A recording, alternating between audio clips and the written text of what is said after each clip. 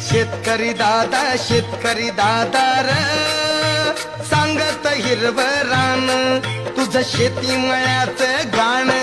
मी गातोय आनंदान तुझं शेती मळ्याचं गाण